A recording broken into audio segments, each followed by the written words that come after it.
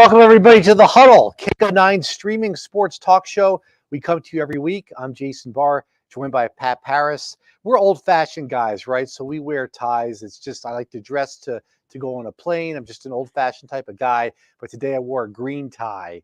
Hold that up and show people. It's always fun to say. That's what happens. So it would be like, what's going on here? It looks kind of black. But trust me, it's green. And I have a green screen behind me with our sponsor. Thank you so much. And so that's why I took it off. That's why Pat has a tie. So, and I already tied mine, and I'm not taking it off. I hate feeling underdressed, but anyway, I'll tell you who's looking really good, Pat, and that's University of Arizona football. Yes, the Pac-12 South champions. What do you think of that, Pat? Are they the Pac-12 South champions in your mind? No, there's not. There isn't such a thing. There's no such a thing. There wasn't until last year. They arbitrarily took it away, and they all voted to allow it to go away. And the reason was because sometimes one of the divisions that's generally been the South hasn't had the top two teams in it. The North has. It's been, say Oregon and Washington. So they did it so that it would play out the way it appears it could play out. Now, Oregon State could beat Oregon, and then all of a sudden Arizona moves into the number 2 seed, and they get to go to the Pac-12 title game. So this is the rules you play under. You're not Pac-12 South champs. That doesn't exist. But we know they're having a heck of a season, and they've still got a chance to play in the Pac-12 title game. Yeah, I was just at the weekly news conference where they have a couple players and the coordinators, and we were talking, is this team better than the 2014 one, which did win the Pac-12 South title that year? And somebody was saying they went actually player by player. So people have thought about this, and they said this team was better, especially on the defensive line night and day between the two teams. I thought that was kind of interesting. Yeah, I think that's it. Is the defense is a differentiator here, and that's why they're doing better than any of us expected. I think, Jason, is we can talk about Noah Fafita, and we can talk about Jaden Delora going down and the big impact of that, Michael Wiley going down and becoming kind of the second back down instead of the premier back, and all that's great. And the offense is 36th in the country, but they're also the 33rd ranked defense in the country, and I don't think anybody saw that coming. Even better against the run, if I'm not mistaken. Right. Way better against it. But overall, they're 33rd in scoring defense, only allowing 20.6 points a game. Yeah, and that 14 team caught lightning in a bottle, had a couple lucky wins with the Hail Mary and the missed field goal by the other team at the very end and things like that. So, I mean, this team 8-3, 2 overtime losses on the road. Such winnable games. As we take a look at Tanner McLaughlin right now, he's one of the players who was there today. We're going to hear from him coming up at 6 o'clock. So they go to ASU and Saturday. And for those who aren't familiar, the situation is this. If Oregon State beats Oregon on Friday night, then Arizona will be playing for a spot in the Pac-12 title game. If not, they're just playing to beat their rivals and go to a better bowl game. Right now, you see a lot of projections to the Alamo Bowl, if I'm not mistaken. Yeah, Alamo Bowl. I've seen a couple Sun Bowl, but I think that's Alamo Bowl is a bigger bowl. If I'm not mistaken. There's no question. Alamo Bowl is basically the number 2 Pac-12 team, is what they're saying. Against after the college football playoffs. So if Washington, because the Ohio State Michigan loser should be out, and if Washington wins, Washington would be in, and so the second Pac-12 team after the college football playoff, if I'm not mistaken. That's right. That's right. So we'll see. And it's what though, Jason, is we've you and I have covered the Territorial Cup games. We've covered this Arizona State rivalry. The games that are the most competitive oftentimes are when one team is, superior, far superior. At least it looks like on paper, maybe they're far superior, but the other team somehow, some way finds a way to be competitive. Well, let's not talk about 2 years ago. I'm not talking about that one, but even last year, Arizona had a better team. Arizona State was in shambles, but Arizona State made that a competitive game, and it was not an easy win for Arizona last year. Yeah, it was a three-point game, if I'm not mistaken. And the Wildcats did play a very respectable game 2 years ago when they were, the 1-11 team. Right. It's 3 years ago that I was referring to. Yep. Well, 3 years ago was the one that you don't like it when I mentioned the score. No, but I appreciate the fact that Jed Fish, all he has to do is show that billboard, the no pity for the kitty, 70-7. We all know it. If you do you think that's still a story today?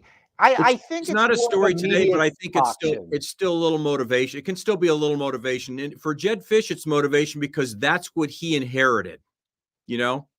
And so all he has to do is say, look, this is where there are a handful of guys that know what this means, and I'll let you guys know that this is where our program bottomed out, and now we're going to take it to another level that perhaps we haven't seen since the 80s and 90s, and we're not going to ever forget the depths of and what our rivals did to try to shame us when we were at the very bottom, and we're struggling so bad and had to change coaches. So I don't mind. ASU didn't have to try to run up the score in that game. No, they didn't. I was in that building. I was Yep. one of the few people in that building. It was during COVID that those defensive players had no idea where to go. Yeah, no, they didn't. It was a shambles of a team, and it was a shameful performance for Arizona State in the second half to keep the pedal going down, pressed firmly down, and in the end, none of that matters, Jason.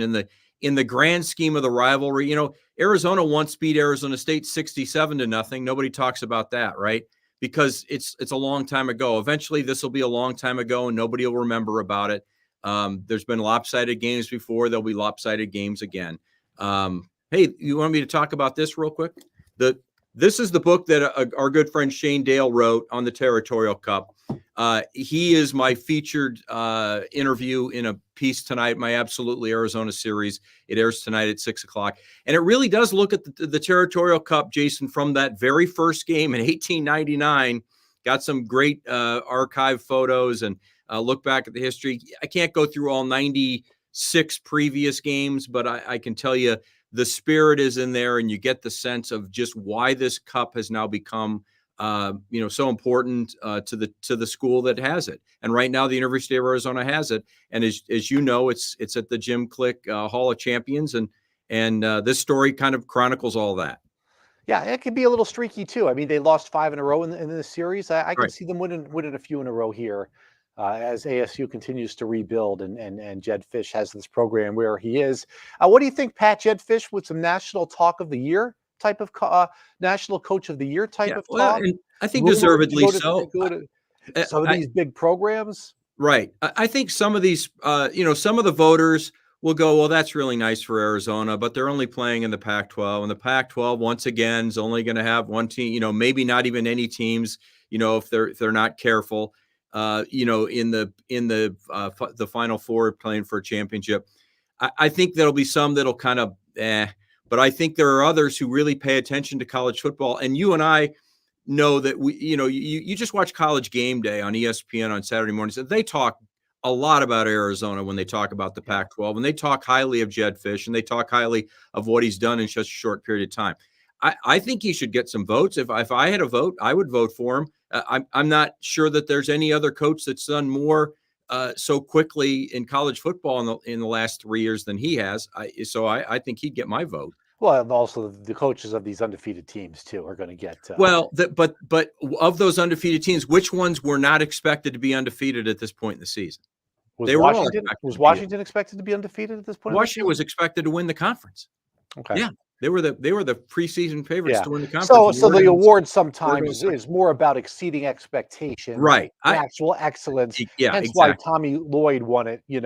Right. The first year when we were all thinking 21-11, and they go to the Sweet 16 as a number one seed, yep. Right? Yeah. So okay, all right. Boy, I hope that Oregon State somehow pulls it off. They needed the same thing in 2014. They needed a little luck that year, and they got it. UCLA, I think, was ranked like 9th in the country, home against Stanford, so you didn't think it was going to happen.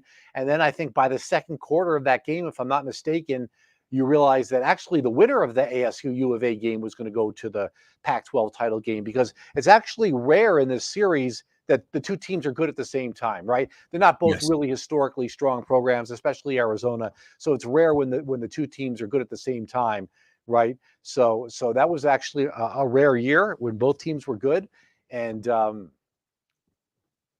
yeah, exactly. And so should be very exciting. Arizona's got a better team. Arizona should win this game. Nobody's expecting any type of blowout. But if, as Trade and Stuk said today, if they just do what they do, they should win this game. And I love that attitude. Let's just go out there and do what we've been doing the last, a handful of weeks, 5 weeks in a row or whatever it's for the winning streak. And maybe you can go back 6 or 7 games of been playing excellent football. You brought up a good point, Jason, that I didn't have a lot of time tonight. If you've watched the piece, it's online. It's up at KGUN9.com now as well on the Territorial Cup. It's been called by a couple of different national polls as the most intense rivalry, the Duel in the Desert, the Territorial Cup. And what they mean by intense is the bad blood between the two schools can be, laid out in many different ways. It's Arizona versus Arizona State. It's Tucson versus Phoenix. It's Pima County versus Maricopa County. It runs deep. Some people have kids that only go to Arizona. Some will only go to Arizona State. Within the family, you have both. And so it's a very intense rivalry, and that's what it's called. But it's not nationally as well known as, Auburn, Alabama, Michigan, Ohio State. You run down the list. It's probably, 8th or 10th in the list of rivalry games that are mentioned. And I think you hit on it, and I don't have time to talk about in the story tonight, but until both of these teams are ranked continuously in the top 25, until they both are playing for what'll soon be the Big 12 title, or at least in the Big 12, whatever they do, if they do, end up going eventually into divisions or whatever, until they're both playing for something meaningful, year after year or almost every year, then it really won't get the national publicity that we get, that we focus on it, obviously, here in the Southwest. Yeah.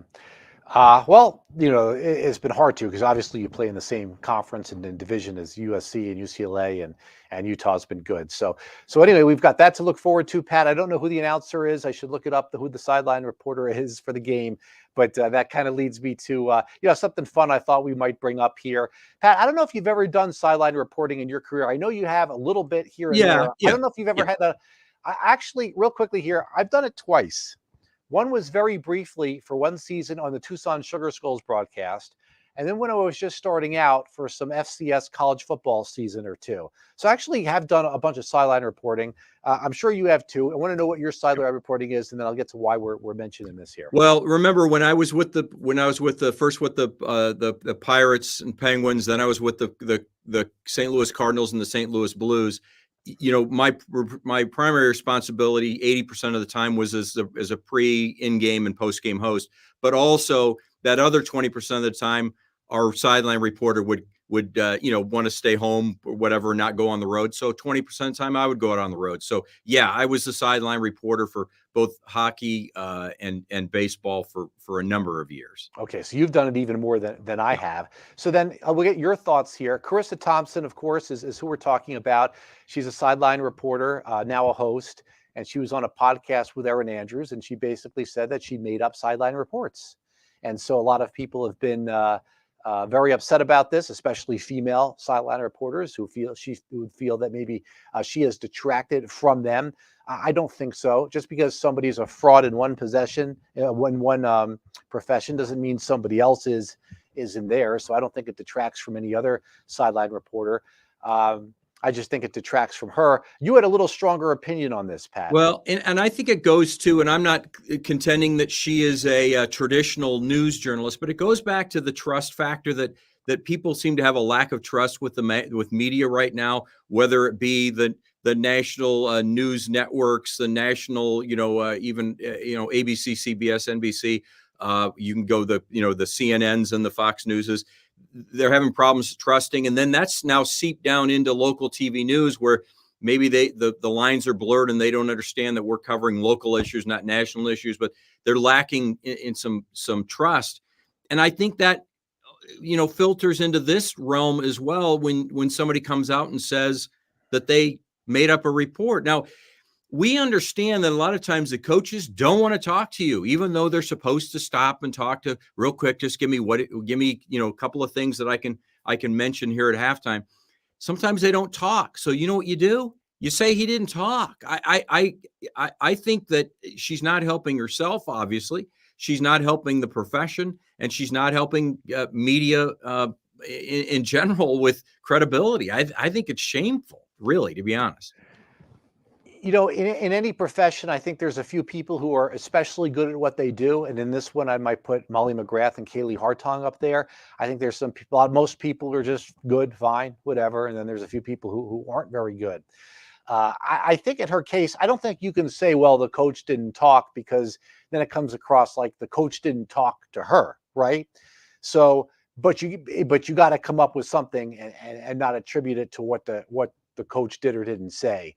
And you can't make it up. That means you just don't really have any respect for kind of what you're doing, or the profession. And the other thing I'd say about it is that, yeah, she's kind of making a joke of it a little bit too. I lost my train of thought here on what I was going to say, Pat. Well, let me jump in real quick on something you just said, and that is, you've got a person here who is not obviously doing enough homework then, because if you're supposed, that's right, you only use the top 15% of yes, what you prepare. So do your homework, and then if that coach doesn't want to talk to you at halftime, you can say, what I saw in that first half was this team is just not getting off the field on third down defensively, and I talked to X about it. I talked to the coach, I talked to the player, and they said that they were having problems with this, and it looks like they're having the same problem. That's all you have to say. You don't say, well, the coach told me he just told me they're having problems on third down. He says they got to fix that for the second half. Yeah. What I was trying to say, and I lost my train of thought, was that I thought her apology was almost as bad. She tried to kind of, backtrack it a little bit, and it just seemed disingenuous. It just seemed like she actually did make up some reports, which is just incredible. But there's going to be people like that in almost any profession, who are just I don't know, bad at what they do. I never really thought she was that strong to begin with. And I don't think there's really going to be any repercussion for her. But if it makes anybody out there feel any better, I don't think it doesn't make me think worse of any other woman or any other sideline reporter out there who's doing a good job. But you're and you can tell who's good or not. You go to a restaurant, you can tell who's a good chef. You can tell who's a good sideline reporter. Yeah, but it's unfortunate because it makes everybody stop and think, okay, is that person really telling me something the coach just told them? And it shouldn't be that way. You should have trust in those reporters. They should do a good job, and they should be truthful. Yeah, and there's definitely times when a sideline reporter is very valuable, and then there's other times in games where you don't need one, because really nothing really just that big a deal happens, and they're just giving reports of the play-by-play or color guy. I don't care that they all came over and gave high fives to the guy who just intercepted the football. We can see that ourselves. Yeah. So, but obviously you've got a big story that breaks, whether it's a major injury or something else that's going on. They can become very valuable, and some days are just like that. Some days there's big news that we report on, and some days there just isn't. It's every day is a little bit different. So I thought that'd be kind of an interesting thing to talk about. We'll just finish up here in the last couple of minutes with Arizona basketball. Pat, since we last talked last week, a couple of easy home wins. I think they're averaging over 100 points per game this year. 99.6 to be exact. Okay, I looked it up. And that's overall, right? So you take out the win at Duke, it's over 100. Oh yeah, it's well over 100. Yeah. They'll get another test on Thanksgiving when they play, I believe, Michigan State. Yes, who's ranked 21st. Not a bad team, just maybe not on the same level as Arizona right now. Right. So they'll have to, play in such a way that they played against Duke, and it's not going to be their only tough test in the non-conference, and they're not going to. Nobody plays perfect every single game, but I think, right away, as we've talked about, this team has passed the eye test. I mean, here we look at Mo Krivas. I mean, this guy is a real legitimate player in the top 8 of the rotation. If this was a younger team, I think KJ Lewis would be starting. I think he'll be phenomenal next year. When Caleb Love is graduated. So I just love what you see so far from this year's Wildcats. Keyshawn Johnson, to me, has exceeded expectations with what I thought he was going to give. I would agree. And I think what we saw a guy that at San Diego State helped propel them into to an elite status that school had never dreamed of in college basketball, making it to the championship game. But he took that as his starting point. He gets here to Arizona, and I think, with coaching, with the right teammates around him, his game is just elevated higher than I thought any of us would predict that would have gone, by the end of the season, let alone 5 games in, and you hope he continues to progress, and you hope he gets even better. But he is really, really good right now. I like Caleb Love's energy. Kylan Boswell has made His that big shooting, leap to his second year. He was really good last year. He's a much better player. Jason, Uh, he's one of the best shooters in the game right now in yeah, college basketball, the best pure shooter. You just watch his shot. It's a thing of beauty. And I appreciate the fact that he is calm. He doesn't get rattled. Misses a shot. He doesn't get down. I'm referring to the last guy that was running the point, and Risa, yeah, yeah, yeah, yeah. it's just Actually, there was all a the story opposite. last year when it was early one of his first games. He got his pocket picked at midcourt. I think it was against San Diego State. Kylan Boswell. It was a little embarrassing. He just completely shook it off and Yeah, was on to the next thing. So that's a good point about. yep. That's a good point. I think Umar Ballo needs to lose about 10 pounds. I'm seeing a little bit too much huffing and puffing. I think it's fine they can put in Krivas, but I'd like to see Umar Ballo a little bit leaner. And that's about it. I can't Yeah. I If you can't if find any you flaws. If you want to nitpick, that's one of them. And he's having problems sometimes with low passes, just bouncing off his hand. So, they're working on. I'm sure they're working on it. And it's still early, and he'll get into the flow. This schedule is a pretty good one, Jason, as you mentioned. After they play Michigan State, 2 games later it's Wisconsin. Then the next game is Purdue, and the next game's Alabama, and then Florida Atlantic. All top 25 teams, and Purdue is number 2, right ahead of them in the polls. So Yeah. it's going to be a nice little. December is going to be a good one. You finish up here in November with Michigan State, and December is going to be a lot of fun. Yeah, so for sure. Okay, terrific. Well, I don't know if we're going to be back next Tuesday. If not the Tuesday after, there'll be a couple of skips here as during holiday time.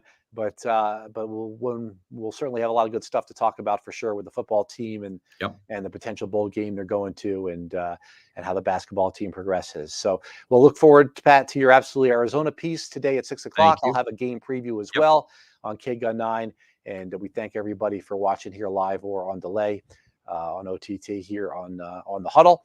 For Pat Parris, I'm Jason Barr. Happy Thanksgiving, everybody. We'll see you next time.